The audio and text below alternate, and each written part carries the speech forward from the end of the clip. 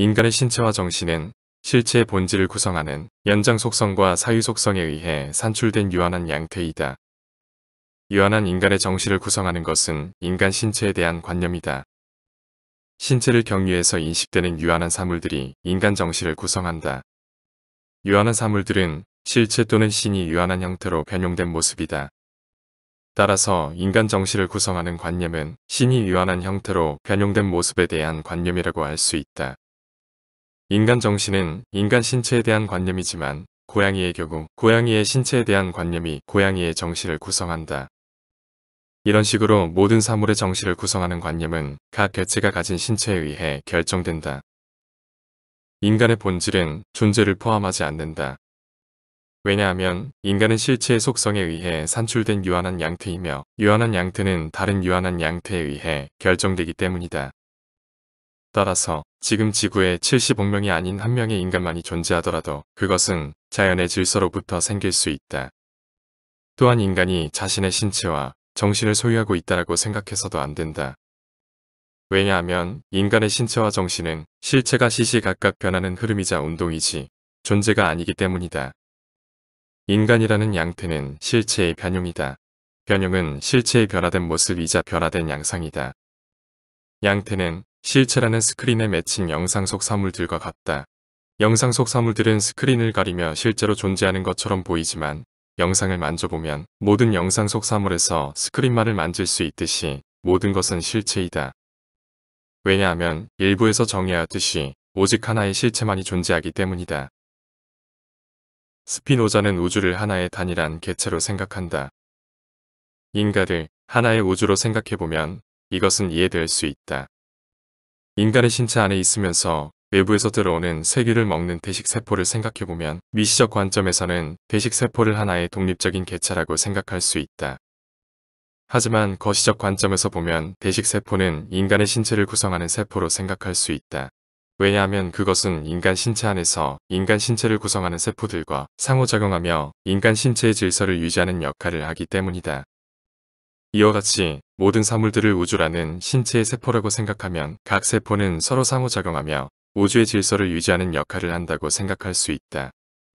따라서 우주는 하나의 단일한 개체 또는 신체라고 생각할 수 있다.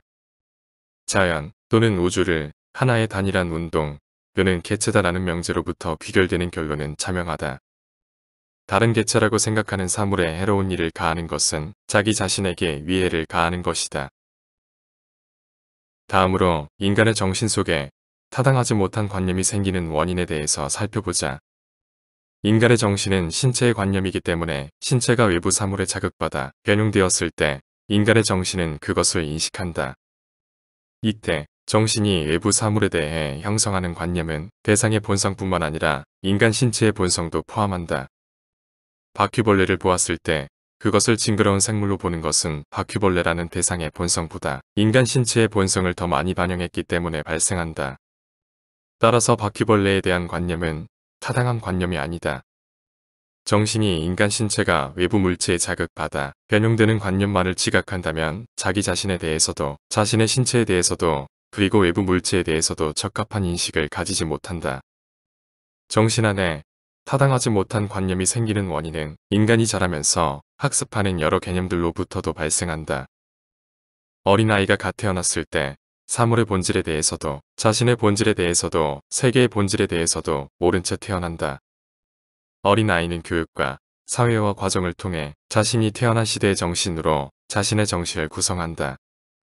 예를 들어 번개가 치는 것은 인간이 죄를 지었기 때문에 신이 내리는 벌이라고 믿는 원시 부족이 있다고 생각해보자.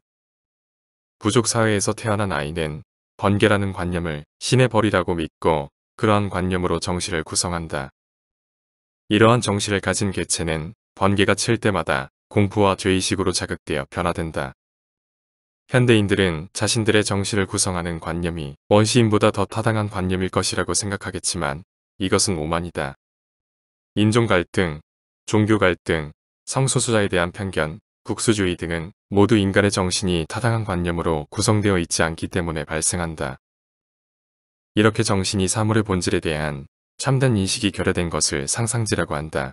일종 인식은 신체 변형의 관념만을 인식하고 그것의 원인에 대해서는 무지하다. 상상지의 인식은 실체의 본성에서 필연적으로 따라 나온 관념으로 사물을 파악하지 않고 자유로운 상상을 통해 파악하기 때문에 인식의 결핍이 발생한다. 이것은 가장 낮은 단계의 인식이다. 두 번째 유형의 인식은 이성지이다. 이성지는 모든 사물에서 공통 개념을 인식하는 것이다. 공통 개념은 모든 것에 공통적이며 전체에도 부분에도 똑같이 존재하는 것을 의미한다. 모든 사물의 기원 및 본질은 실체의 변용이다. 이것은 모든 사물의 공통적이며 전체에도 부분에도 똑같이 존재한다. 따라서 공통 개념이다. 이성지에 의한 인식은 타당한 인식이다. 왜냐하면 사물을 실체의 본성에서 필연적으로 따라 나오는 관념들로 사물을 인식하기 때문이다. 이러한 유형의 인식은 양태에서 실체로 인식이 전개된다. 이성지는 연역적 추론을 통해서 양태의 기원을 파악한다. 마지막 세 번째 유형의 인식은 직관지이다. 직관지는 양태의 관점에서 실체를 인식하는 것이 아니라 실체의 관점에서 양태를 인식한다. 따라서 직관지는 타당한 관념으로만 구성되어 있는 신의 정신과 동일하다. 이성지는 연역추리이기 때문에 시간을 필요로 한다. 반면에 직관지로 사물을 인식할 때는 인간의 정신으로 신을 인식하는 것이 아니라 신의 정신으로 사물을 인식하는 것이기 때문에 시간을 필요로 하지 않는다. 왜냐하면 신은 사물을 시간의 지속이 아닌 영혼의 영상 아래에서 인식하기 때문이다. 이러한 유형의 인식은 실체에서 양태로 인식이 전개된다. 즉, 사물을 봤을 때 그 사물의 본질인 신이 먼저 인식되며 다음으로 사물의 형태와 성질이 인식되는 것이다. 그렇다면 인간이 3종 인식을 가지는 것이 가능한가라는 의문이 생길 수 있다. 인간은 그러한 인식을 가질 수 없다. 왜냐하면 인간은 양태이며 시간의 지속에 의해서 설명되기 때문이다. 다음으로 스피노자의 독특한 사상인 심신평행론에 대해서 알아보자.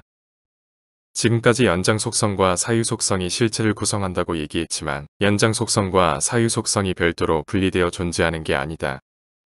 두 속성이 별개의 다른 속성으로 이해되는 것은 단지 관점의 차이일 뿐이다. 우리가 빛을 입자와 파동이라는 두 측면으로 볼 수 있듯이 우리는 사물을 물질적인 관점으로 또는 정신적인 관점으로 이해할 수 있다. 예를 들어 어떤 여인이 사랑의 감정으로 들떠 있다고 생각해보자. 사랑에 대한 감정은 정신적인 것이라고 생각하지만 그 여인의 신체를 분석해서 사랑이라는 감정을 도파민, 세로토닌과 같은 물질적인 호르몬의 작용으로 환원할 수 있다. 즉, 물질과 정신이 별개가 아닌 하나의 두 측면이라는 것이 심신평행론이다. 이것으로 스피노자가 얘기하려고 하는 것은 정신적인 것이 물질적인 것에 비해 더 고등하지 않다는 것이다. 끝으로 스피노자는 자유의지를 부정한다. 의지는 기본적으로 다른 것을 향한 욕망이기 때문에 결핍을 포함하고 있다.